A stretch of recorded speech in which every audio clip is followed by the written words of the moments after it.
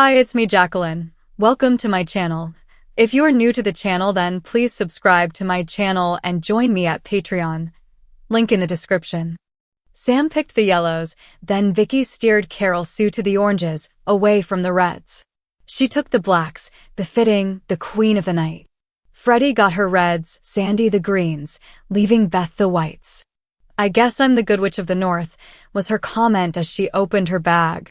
With the marbles all in place, Carol Sue, as the youngest guest, had the privilege of pushing the first marble into the center.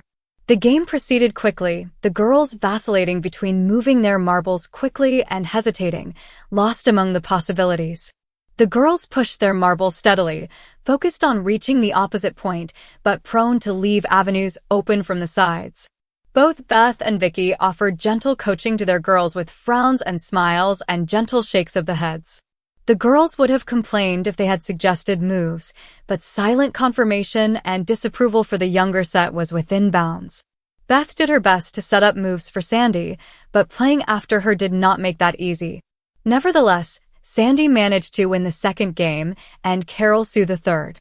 Vicky glanced at Beth, who nodded in understanding. Sam found long paths opening up for her, and she won the fourth. "There. I think that's quite enough. You children all did so well. But you haven't won yet, Mom." Freddie was truly distraught. "Oh, that's all right. Vicky and I just needed to get the cobwebs swept from our brains. Would you please bring me a refill of lemonade? For that matter, all our guests could use one as well." "I'll help you, Freddie. If you could help me up, please." Carol Sue was ever willing to tag along wherever Freddie went. Freddie held out a steadying hand. Carol Sue smiled his best dazzling pageant smile, slid his leg under, and rose in a cloud of white organza. He smoothed out his petticoats and adjusted his sash before taking Freddie's hand to walk to the bar where the lemonade cooler stood. Sam cued off Freddie to help Sandy rise. Sandy managed to rise, smile, and lift Tabitha all in the same motion, never letting go of Sam's hand. With Sam pinching their tumblers in well-manicured fingers, Tabitha led her to the couch to sit, side by side, their skirts and petticoats intermingled. A gentle cough sounded from the doorway. Beth looked up to find Angela standing there, hands clasped before her. "I've finished the kitchen, ma'am, and started another load in the washer. Is there anything else you have for me to do today, ma'am? Have you changed the bed linens?" "This morning, ma'am. They've already been washed and folded." "What about the slips and gowns?" "There was a basketful this morning. Folded and put away, ma'am." "Did you iron my nightgowns first?" "No, ma'am." "Did you want them ironed, ma'am? I realize it must be difficult keeping up with your families, but yes, I want you to lightly iron out the wrinkles before you put them away. The same for my slips." "I'm sorry, Miss Brown. Do you want me to redo them?" "Yes, I do. Remember, the silk setting. No starch. And sprinkle a dusting of my talc in the drawer before you put them away." "Yes, ma'am." Angela stepped back and dipped slightly before disappearing. "Servants. You cannot live without them, but you do have to follow along behind and check up on them." Vicky glanced at the children. "They do make pretty pairs, don't they?" Beth turned her head, glancing from one couple to the other. "Yes, they do. Each of our girls has the proverbial girl next door. There are a lot of dance steps between now and the wedding waltz, but it's hopeful that they do like each other now. They'll see lots more children at Miss Fairland's. And the dances the talents offer will ensure that they interact with others." "I know. Still, it's too much to hope for that over the next 13 years that there won't be some tears and heartaches. That and familiarity can lead to breakup." Beth sighed. "It won't be all wine and roses. There will be some lovers' quarrels. But we'll be there to reassure them. Let's not worry about what might happen and just enjoy them enjoying being together. May it have your tumbler, Mom?" "Thank you, sweetheart. Lots of ice, please." Beth's eyes followed her Freddie as she carried the tumblers to Carol Sue. Freddie was neat and clean in her dotted Swiss, very much a sweet young girl with her hair up. But standing next to Carol Sue in his sash and frou-frou, Freddie looked much more in charge, especially since she was a good 5 inches taller at her 4 feet 10. Carol Sue would always be petite, a perfect size match to become Freddie's wife. The women helped each other up and were settled in armchairs when Freddie brought around a tray of freshly filled tumblers. Even with air chilled and dried by the air conditioning, cool beads collected on the surface of each tumbler, a welcome chill since Beth kept the thermostat at 80 during the summer days. Her ears followed the chorus of thank yous and you're welcomes as Freddie and Carol Sue served their siblings. Countless repetitions of etiquette lessons had penetrated after all. Beth, could you be a dear and take Carol Sue to the next pageant? The treetops are coming in that day for the weekend performances, and they are becoming demanding. I'm afraid I'll be tied down seeing that their egos are petted. Of course. If you'll have all their things ready to go at noon, I can swing by for them and then pick up the children from school. Oh, thank you, thank you. You're a lifesaver. I could just clone myself sometimes. And if you don't mind terribly, could you take Samantha with you? She might as well watch and give Carol Sue some moral support. Of course. My minivan is going to be awfully crowded. Vicky owes me another one. So what is Carol Sue singing this month? Not My Heart Belongs to Mommy, again. No, Ms. Brooks thinks he's ready for something different. He'll do. I enjoy being a girl. We really must talk with her about the girls' material. She has Sandy doing that too. Really? Maybe the girls can sing a duet? Just for us. Could they? It is written for one. Oh, just change I to we. It's not that they have to be polished. It's just family. Well, maybe. Sandy hates flubbing.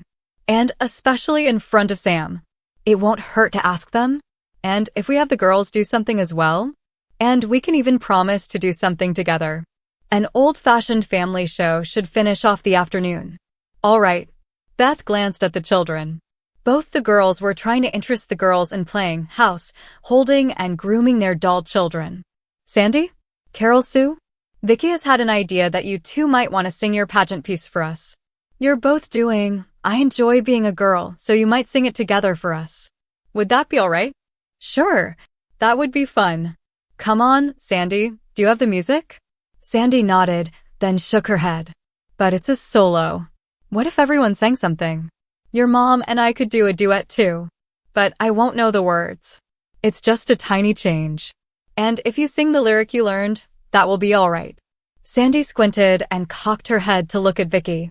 I dunno. Carol Sue. It might be fun. I could use the practice. Give it a try, Sandy. I like hearing you sing. Sandy turned her head to Sam. Are you sure? I might not be very good.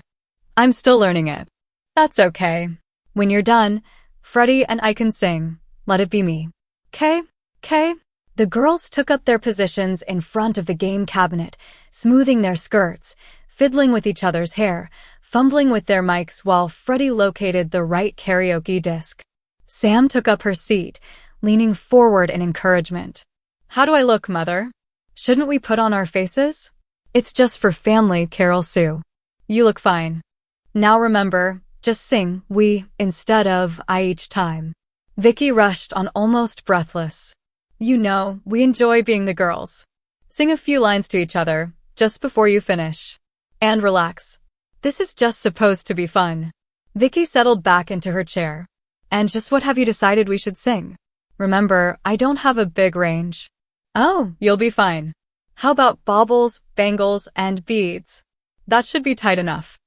I hope we have the music. Let's do it a cappella. You do like to live dangerously. Ready, girls? Carol Sue nodded. If you please, maestro. The intro began when Freddie hit the play button. Carol Sue and Sandy turned to each other, their crinoline spread dresses swishing in the breeze. We are girls, and by us that's only great. We are proud that our silhouettes are curvy. The girls had already performed in pageants many times. Ms. Brooks stressed how to present a song as well as posture, lyrics, and hitting the proper notes. Despite Sandy's nervousness, he easily played off Carol Sue, alternating between singing to him and singing to his audience. Especially Sam. The girls stepped forward to finish, arms outstretched, skirts flowing, each one exchanging a hopeful glance with her partner. There was no doubt about the dreams they each held for the future. Wow, that was great. The girls hugged their girlfriends, the girls hugging back. Okay, our turn to entertain you.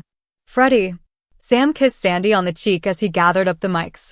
Freddie searched the discs to find the accompaniment Ms. Brooks sold to her students. The two girls stood together, nervously twitching while the opening bars played. Their talents were dancing, not singing, although they sang well enough for the children's choir. The girls looked directly at their girlfriends and mouthed, "This is for you. God bless the day I found you. I want to stay around you. And so I beg you, let it be me." The girls bunched together, dolls tucked close to their sides. For the moment, they were all eyes, receiving their first serenades. Their eyes glistened, their bodies relaxed. They were in heaven. The song was done soon enough, sooner than the girls would have liked.